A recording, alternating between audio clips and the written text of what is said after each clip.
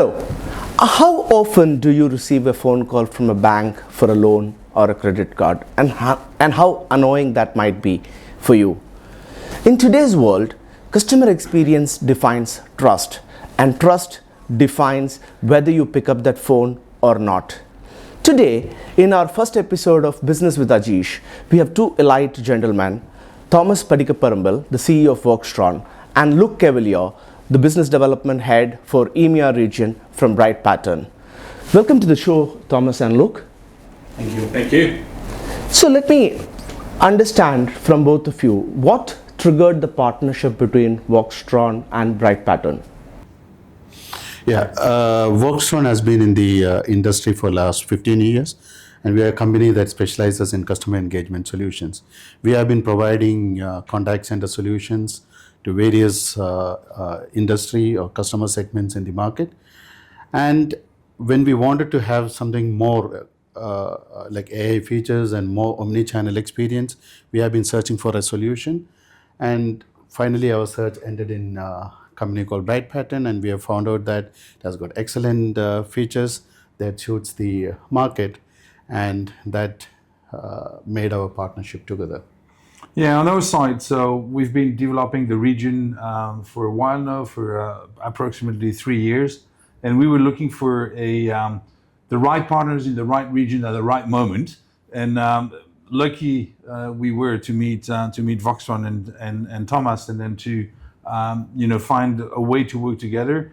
They definitely have a real nice position within the market, because they've been handling UAE for about 20 plus years, and they know really the market. So joining the forces together makes it really interesting, not only for us as a company, but also for the market, because the market will find out the right partnership with the right product, answering their questions and fulfilling their need. That's it. Have you really seen any shift in customer expectations, geography to geography, or what are the major customer expectation shifts that you've seen over the last few years? I mean, the thing is that the region, I mean, I've been in this region for about 20 years now, and the region has changed in the sense of there are the requirements of moving from on-prem to cloud. In some other part of the region, it's the reverse, where the push to the cloud is not happening, but it's really down to people wants to keep it in on-prem. So, but the trend in the sense of adding omni-channels, adding the social media, adding the AI stack now, which is becoming the new requirements. Yes, those are the changes. In terms of customer experience, the region is really demanding. It's a service region, I would say. And so if you have the right product to answer the customer requirements, that will make it working together. So it's really, I mean, that's for me the feeling, let's call it like this. So traditionally, most of these organizations have run on-prem solutions. What are the typical challenges that you find in helping enterprises transform from on-prem to cloud? Well, first of all, when you do the migration from on-prem to cloud, you're taking out of the hands of the locals, I mean, the company themselves, to manage and to run the platforms, because you're going to be running the platforms and helping them to run the platforms.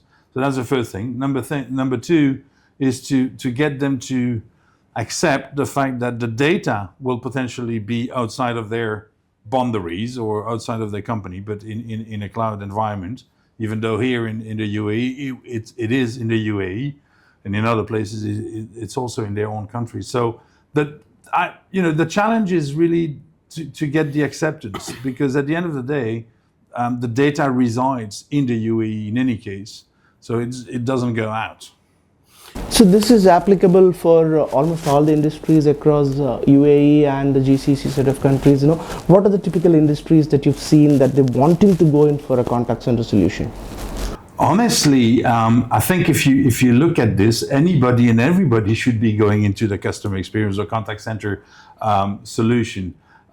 So we have been deployed in the BPO industry, in the banking industry, in the healthcare, in the travel industry, in the hospitality. So it's really, large in the sense of providing the right, let's say, contact center solution for them to be able to answer not only voice, but also email, WhatsApp, SMS, chat session, web chat, etc., etc., etc. So you're giving the ability for their clients to reach them in any different ways, and for the agents on the other side to be able to answer, and having that 360 degree, which is in all terms, but 360 degree of the clients. So that's the And also we have been seeing a lot of shift towards virtual agents nowadays. Like from the customers, like we get a lot of inquiries regarding that, and we see a lot of expectation, maybe sometimes over expectation, but we see a lot of potential for virtual agents, which BrightPattern offers to the market. I understand. So what kind of AI features, apart from virtual agents, what other AI features do both of you offer? All right, so the list is long. So if you have a couple of minutes, so the first thing first is as Thomas says, we have the virtual agent that allows the system to, let's say, automate the response, or to be able to respond automatically and deflecting the calls from an agent to an AI agent. You have everything which is called AI assist or agent assist, which allows the agent, when he's in a conversation with a client, to have the AI assisting him to say what he has to say, or to help him to say what he has to say. Then you have everything which is, understanding the intents of the calls, understanding the sentiment of the calls, being able to alert the supervisors based upon wrong word that have been said, those kind of things. Another thing that we're doing with AI is to enable us to transcribe and summarize every single conversation, bidirectional also, so being able to have this transcription then summarized and pulled out into a CRM platform or into a back office platform. Then you have everything related to how can I say that? To find anything that you have to say, Thomas, that I can keep searching my words. AI? Yeah.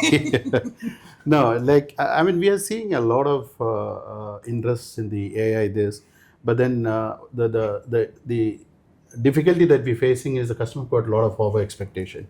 Now we need to educate the customers as what is it that they can really expect. But then sometimes, like, the customer has things that, everything can be automated.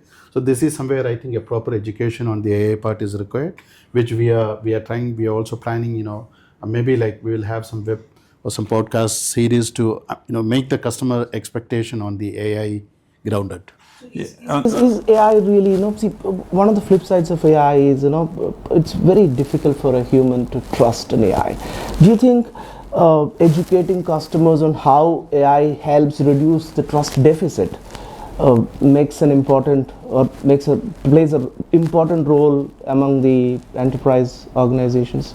Well, at the end of the day, AI is, it's a human without being a human. So it has a brain that is learning, and we're still at the early stage of AI, I would say, because you still need to have the learning curve about, you don't want to put an AI structure or virtual agent answering any single questions. If you're a bank, you don't want somebody to call and then start asking for bread, or how do you cook a chicken, for example, because what's going to happen at the end of the day. So so you need to educate the system on what to do, what to say, and to learn from there. So it will definitely evolve within a couple of months, couple of years, and it will become something that we will have to live with. 25 years ago, when somebody was explaining me that I would be able to say to my phone, "Call ma'am," I was looking at him like, why the hell would I need this? Today, we're all using that. So it's becoming, we need to learn how to use it, but it will definitely help us to provide a better customer experience. So for example, today, I can simply have on my quality management and workforce management, I can do auto scoring on my quality management that will enable the system to auto score, to give the CSATs and all of that to my agent conversation, versus having people listening to the calls and then giving the answers by themselves. So it will, help and simplify the process definitely in the coming months and the coming years. Yeah, one of the other challenge particularly for the markets like UAE is that where a lot of people speak different languages, different dialects, different accents. So for a system to take care of all that is a real challenge. But over the years, things have been improving, and we are seeing, especially through our solutions, we see that this issue is being addressed, and we have been able to address the various language requirements for the region. One of the funny things that we've been, there's a lot of requests now on the AI side. Like, I want to talk in French, and I'm going to get an answer in French. But if the agent on the other side do not speak French, how is the system going to handle it? So there's different ways. You can transcribe the call, then transcribe, and then put in text, and then from text to speech. But those processes are currently in place, and it's evolving. So, but again, there's so many requests, and definitely in the UAE, like Thomas said. You have 147 different languages, I think, in the UAE. So it's not easy, more or even more. So it's definitely not an easy market for AI, and definitely for. Interesting conversation here, Luc and Thomas. Multiple languages, and especially you're talking about CSAT. That brings me to my next question in terms of what kind of measurements. How do you really help customers measure the success of implementing a solution like this? That's a very good question. Thomas, do you have an answer for that? Because so is it really, let me help you here. Is it really reducing the cost of operations, improving efficiencies? Definitely. But again, it's really depending the way you look at it, because deflecting most of the calls and most of the interactions to an AI platform, does that the thing that we want to do? That's my questions. I'm older than even Thomas. So what I can say is that do we really want to give the hands to the machines and the machines to answer at all place? Or I think it's a trade-off. It's a balance between the two. Coexist between machines and humans. I don't think the AI can completely replace humans. No. Yeah, and I think we should use it in most appropriate way. Yeah, it will help the agents to give the right answers. It will automate a lot of the process that are dumb. It will automatically encode. At the end of a call, after call words, when you remember 25 years ago, 30 years ago, the agent was, he was taking notes and then adding to the systems, and the after call works were like, 15 minutes. Today, the system does it automatically, so it will definitely help. Basically summarizing, AI is really enhancing convenience for the end consumer. So here is it for the consumer. You are at the receiving end. It's not for the end user alone, but it's for the agents. The agents' productivity increases a lot. Yeah. Absolutely. So from an agent's perspective as well as from a consumer perspective, these are tech innovators, Voxtron and BrightPattern, working together, enhancing your customer experience. Probably for a consumer like me who's sitting behind the phone and trying to receive a phone call or trying to make a phone call, IVR is a painful process as far as I am considered as a customer, as an independent customer. So how are you guys replacing this IVR and making that IVR experience better for consumers? Again, you can deflect the usage of an IVR by understanding why the client is calling you. So first of all, you will, BrightPattern is 360-degree omni-channel AI-powered contact center solution. So any channel that the client wants to use will trigger the system to know who is calling. So if I text, if I SMS, if I WhatsApp, I email, or I call, the system will know it's me. Will he know the reason I'm calling for? Maybe yes, because before that I was on the website and I was clicking on different places. Yes, maybe because I was opening a ticket a week ago or a couple of days ago, whatsoever. So there's always a way to reduce the IVR, time you spend into that tree. Definitely, it's just a question of the way you build it. But you will still need to. The system will be able to automate only if he knows the reasons why you're calling for. So, taking away the IVR completely. May not be possible. No, but we try to reduce the complexity and make it as easy as possible for the caller. So that's all. At the end of the day, what we are targeting is enabling convenience and better experience for the end consumers. And manage better agent experience, as well as reducing the cost and operational efficiencies, what both of you are targeting together. I mean, the thing is, you want to simplify the way customer service is handled, and because that will benefit from the customer perspective as well as for the agent perspective.